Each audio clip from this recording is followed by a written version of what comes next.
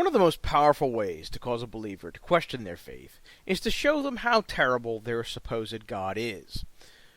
Now, the vast majority of people who identify as Christian are wonderful, loving, good people, and they've probably never thought through exactly how terrible their God would be if he existed. Now, one of the best ways to show this is through the argument from the existence of hell. Now, this argument is powerful because it's an internal critique. It assumes the truth claims of Christianity for the creation and final destiny of our universe, two things that can't really be whitewashed over as easily as the particularly nasty bits of slavery and genocide that are in the Old Testament. This doesn't mean that apologists won't try, but because it's so integral to Christian theology, they're going to have a really hard time pulling it off. Now, I actually put this into an actual syllogism, so let's just kind of go through it. Premise 1. God is omnipotent, omniscient, and wholly good. Pretty standard. Premise 2.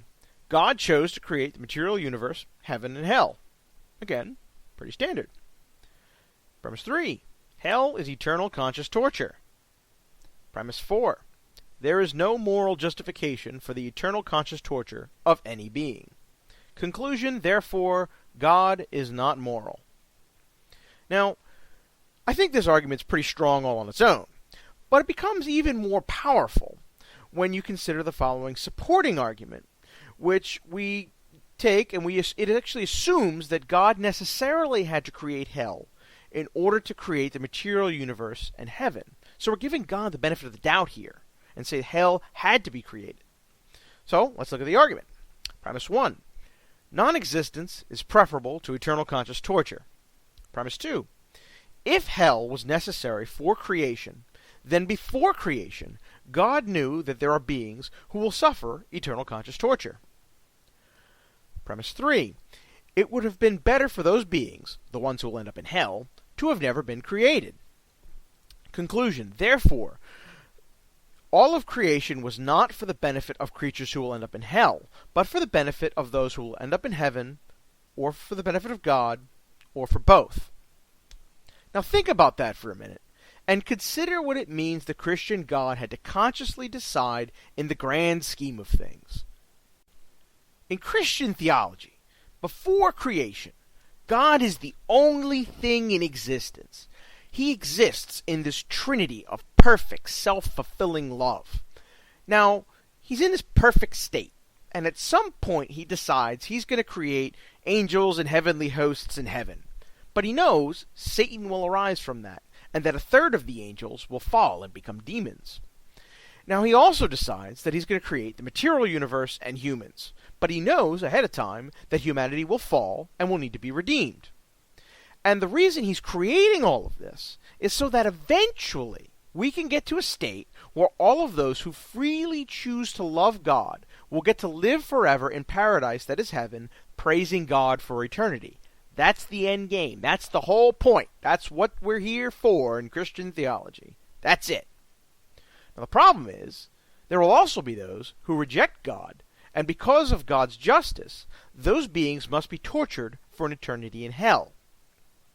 Now, if God has this foreknowledge, why not just create only those beings that would freely choose to love God and go straight to heaven? Now, the Christian apologist answer here is to say that if only those beings were created, then not all of them would freely choose to love God because they'd be in a different set of circumstances. Now, I don't actually grant that that's even a valid answer because it's logically possible for God to do that, and if omnipotence has any meaning, God can do the logically possible, so he could do it.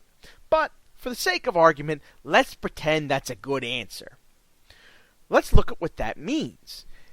This means that in order to achieve the goal of the saved and the angels praising God forever in heaven, God must create the condemned and demons to be tortured forever in hell.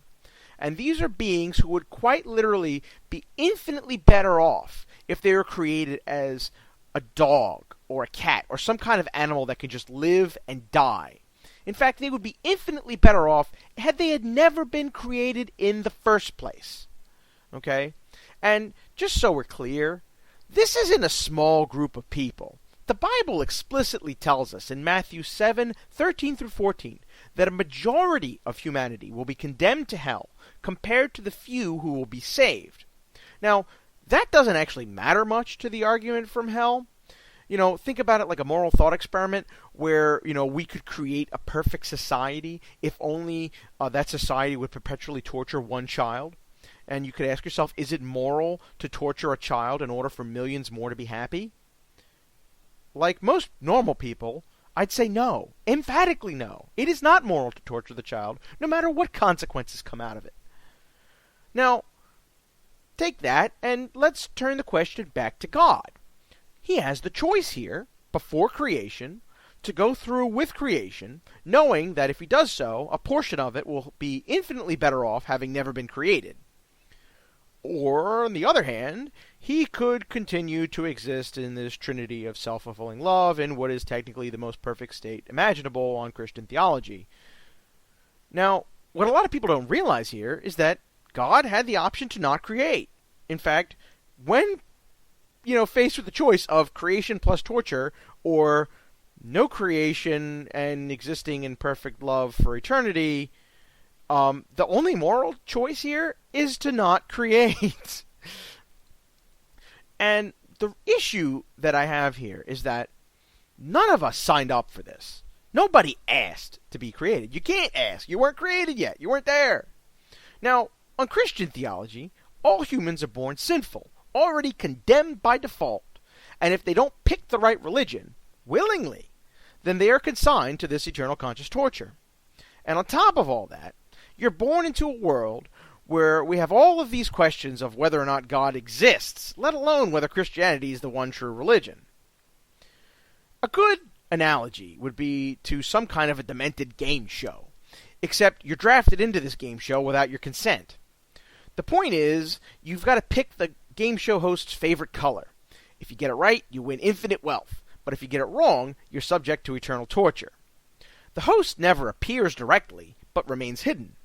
Now, he sends his child out to tell you what his favorite color is, but then he also allows in a couple thousand other people into the room, and all of them claim to be his kid, and all of them claim that the host has a different favorite color. Is this any kind of a game show that you'd be happy to be a part of? Seriously, Christians, if you believe in hell, this is the God you worship. The God that decided torturing beings for eternity was a price worth paying so some folks could get to heaven. Is that really something you want to worship, let alone hold up as the standard for all of morality? In all honesty, the real good news here is that there's no evidence that God exists, let alone that Christianity is true, or that hell exists. As a matter of fact, we have some pretty good evidence that hell is really just a myth that was added in by the writers of the New Testament. That's because they were first-century Jews who were influenced by Greco-Roman views of the afterlife. The concept of hell came from the Greeks and the Romans. Because if you look at the Old Testament, or talk to some modern rabbis, you'll find that Jews don't actually have a concept of hell like Christians do. It's not in their holy books. If you're not one of, the Jews who kept God's law, you just die. The Jews get resurrected at some point if they were holy or whatever, but that's it. There's only reward. There's no eternal conscious torture punishment. Now, the fact that we have good evidence that hell doesn't really exist and it's just a myth of the New Testament doesn't change the fact that most Christians really do believe that hell is real, and that, as a result, they believe it's moral to subject people to eternal conscious torture. And this is really one of the main problems that I have with Christianity. It makes otherwise perfectly decent people defend morally reprehensible ideas like hell. And unfortunately, most of the time, they don't even realize that they're kind of doing it implicitly. Now, that's going to wrap up this video. I'm going to continue on into a next part where I'm going to respond to common objections to the argument from hell. Thanks for watching.